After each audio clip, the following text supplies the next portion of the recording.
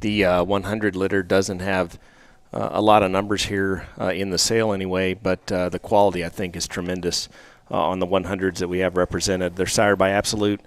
This was a mating that we were very excited to see happen here. They're Absolutes on Cricket Sister. So Cricket Sister, arguably one of the most impressive sows visually to study here at the farm. Looked just like her brother.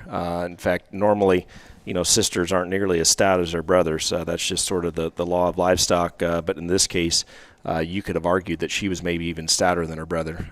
Incredible to look at, and certainly made some really, really neat individuals. And I think this gilt, as I get a chance to see her myself, is going to fall into that line of really incredible individuals in this particular genetic line. So she's an Absolute on Cricket Sister. Her pedigree would read Absolute Cracker.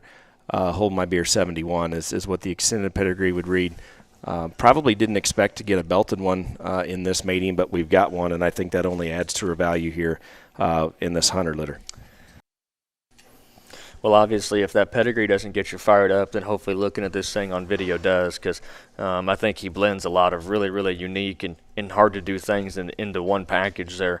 Man, to start at the brim of his nose, I mean, that's a stout skull, but he had exotic look up front. He's thin-necked. He's clean-polled on the top side of his body. Man, I think his upper skeleton just comes together so well. His proportionality is right. He's immature in terms of his shape, but still has spread and just heart and forerib shape to him.